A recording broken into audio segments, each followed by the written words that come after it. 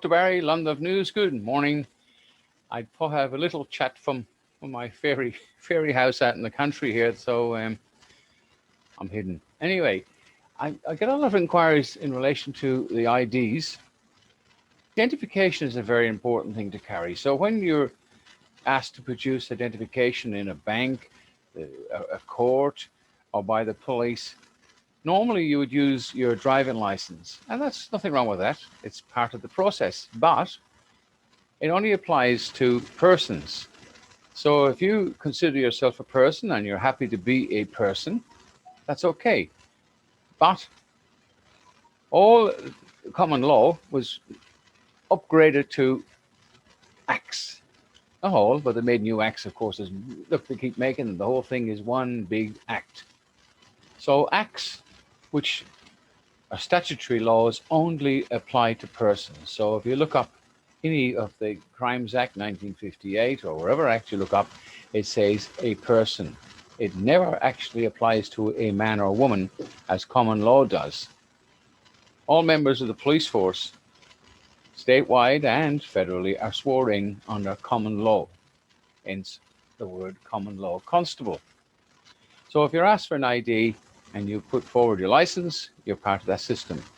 But let's say you do not want to be a person at that particular time. You say, I'm a living man, and you produce your ID. Now the ID, we'll have a look at that now in a moment, and it will explain exactly, well, I'm trying to get a message across, and it's not easy, guys, because I get a lot of inquiries, people ask me about that. Anyway, let's have a look at the ID itself, and then we'll carry on to the next little bit. Identification, what does it really mean? I get a lot of questions. Well, let's look at this one here, Certificate of Identification, and it says diplomat, the photograph. This is just a sample. What are you actually saying here? Well, your given names. These are the names you use. John Michael. The surname in this case is Goodman. Well, Goodman is a deceased estate at law, and that's registered, and anything that's registered, they own. So they own, that's your birth certificate. That's the strawman. All these fancy words for a deceased estate at law. So what you're saying with this identity, you're saying, I am a diplomat for the state of Goodman. And I have diplomatic immunity in relation to that because that's a deceased estate at law. And I cannot represent for that deceased estate at law. I can be the principal for that and the beneficiary for that deceased estate at law. But at now time, I am not a person. I am a living man or I am a living woman. So therefore, this is my identification. It's good enough for the Department of Immigration. If one was to lose their passport and they could produce an ID that gives the details, your photograph, your given names, deceased estate family name in brackets, your date of birth, your address is up to date, and the barcode. Now, this barcode comes with it. I create a barcode for the ID. I send it by registered post, so that barcode becomes yours forever. It's your barcode. It's your name. It's your identification. And the fact that it's gone through the post, hence Postmaster General, it is registered. So this ID is a lawful ID, and any authority or corporation refusing to accept this are actually breaking the law, lawful and legal law, because that is who you are. You're not trying to mislead anybody. If you were to put a false address in or something, well, and date of birth, well, then it's not a proper ID and you have let yourself down. On the back of the identification here is, I stand under common law. Well, that is the only law. The law of the land is common law, and all the books they have made up on laws all comes from common law. For this claim is with the knowledge. Knowledge is what is truth. With the truth, a fact. I'll just go through the back of it. It just basically says the principles of common law. Humanity, to act with kindness. Caution, take care not to harm others. Prudence, use common sense. Good judgment, be mindful of the consequences of your actions. In other words, if you were to fire a warning shot with a gun and the bullet went over a house and came down and hit somebody else, that's your problem. You shouldn't have fired the warning shot. It's common sense. And that's a very, very expensive thing these days. The next little section I want to have a look at is the Labour Party. Daniel Bloody Andrews and his little mate Marino. Sounds like a sheep, doesn't it? Or Molino. Oh, anyway, it's a long story. But anyway, let's have a look at these guys and see what they've done to Victoria. The Labour Party destroyed this country. It started in 1922, removed the upper house in Queensland, and the Liberal Party says when we get elected, we will restore the upper house, so don't worry about it. That was in 1922. Still waiting. Victoria is not Victoria anymore. It belongs to the strong cities, the only state in Australia that signed up to it. And it has three different police services. We've got the police command, which are, they only come out when the cameras are shining and for an autograph. You don't see them out in the road, but they send orders down to the troopers on the street, the men and women who have wear masks for the last year or so. And it's not easy because I can guarantee you they don't like it. There's a small minority of these police are absolute criminals. They just don't give a stuff. They're power hungry, and they will tell you the bosses have it covered. But anybody who's been in the police service knows that they will throw you under a bus at the drop of a hat.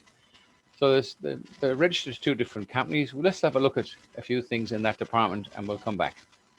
Talking about Daniel Chairman Andrews, I think that's what his nickname is. He's certainly no human being. There's a statement that said he's worth $91 million. It was on Facebook, and if you Google it, it will turn up. It's an alleged, I don't know. He was certainly not working for nothing. He is not a public servant. He is a CEO of Victoria, the Chief Executive Officer of the corporation, commonly known as Victoria. This is a statement in the Sydney Morning Herald. You can read it. I'm not going to read it out.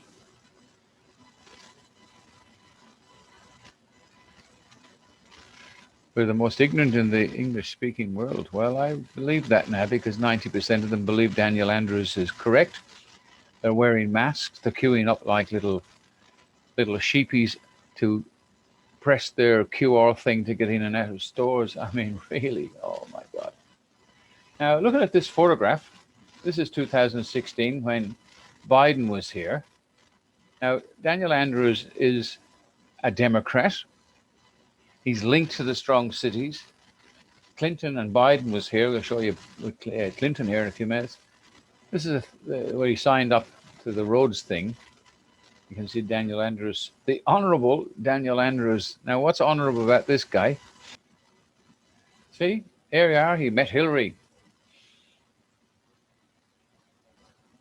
Here we have wonderful Daniel. You see, ready for Hillary Clinton in the elections. So we know where he's getting his power base from, apart from immigration, because the Labour Party have done this all around the country, bring in people from all these other countries, break down what's we commonly known as Australian, down to a fractured society.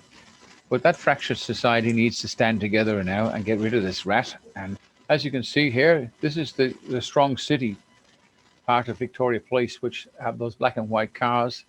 These guys are not Victorian police as such. They're not controlled by the corporation itself. They're from outside strong cities. So Daniel Andrews sold off this, and of course this is why when the normal police, those ones who are trying to do the right thing, but they've been forced into doing things against the law, they're breaking the law. They're obeying false orders. Now, false orders, the Nuremberg trials, we all remember them, and so do they perhaps, but it was a sham because most of the jury, or correction, the judges in those days, during the 1945, 46, 47 Nuremberg trials, one of those years, they were all Nazis. They got rid of the top boys, which is normal, but all the other criminals all were sentenced to life and very long terms in jail, but they were all released 3 years later and things went back to normal. But now, as you may remember, the accountant of Auschwitz, which is 93 years old, he was charged. He was just a private in the army. So if you're a member of they called it the hub, like you got a wheel and you're just another spoke in that hub, you're just as guilty as the people giving the order. So there's no escaping anymore. So the Nuremberg trials have been reinvented, if you like. So a 95-year-old man was found guilty. That's the Auschwitz accountant, and he was sentenced to 4 years in jail. But he was too old to send to jail, and he died a few years later. As you can see here, the police are privately owned, and that goes for the other states as well. Victoria is the only one that they actually sold. Daniel Andrews sold the community policing squad in those black cars to the strong city and controlled by that. So they that's why when the decent cops, I call them, they don't do nothing. All of a sudden, these Gestapo, which because they're dressed like Gestapo in black with all the plastic elbows stuff, come in and rough people up and commit atrocious assaults on people. Now, if we look at the police itself that we're talking about, the police department of Victoria is located in Docklands. We all know that, a government industry. Now, there are two companies, police departments in Victoria, right?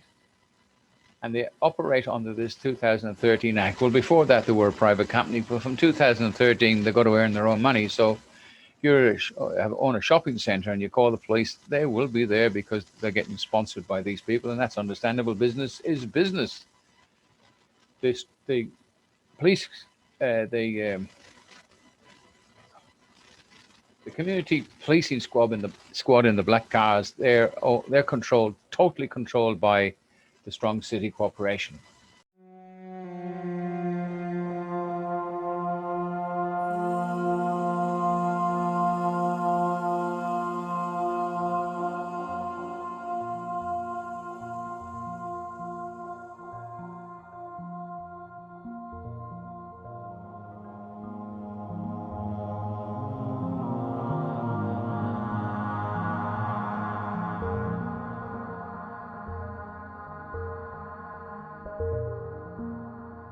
Now, Sky News have put up some very interesting stuff. I'll do another video today or tomorrow, and I'll add it in, but there's a great possibility it'll be removed because I'm not allowed to speak the truth. That's why I like to go out in the woods here and do my best to get the message across without offending truth itself. I'd like to thank you for watching, and I hope that you subscribe, and we'll keep on going as long as we can. And, compliance gives these criminal politicians the authority because they think the majority of people support them, and they do, because 95% of the people are, there's no hope for them. So even I don't advise people to protest anymore, because all you do is get yourself into trouble for people who don't give a stuff about you. You end up in jail, and why bother? Because the system is absolutely stuffed. Anyway, again, thanks for watching. Bye for now.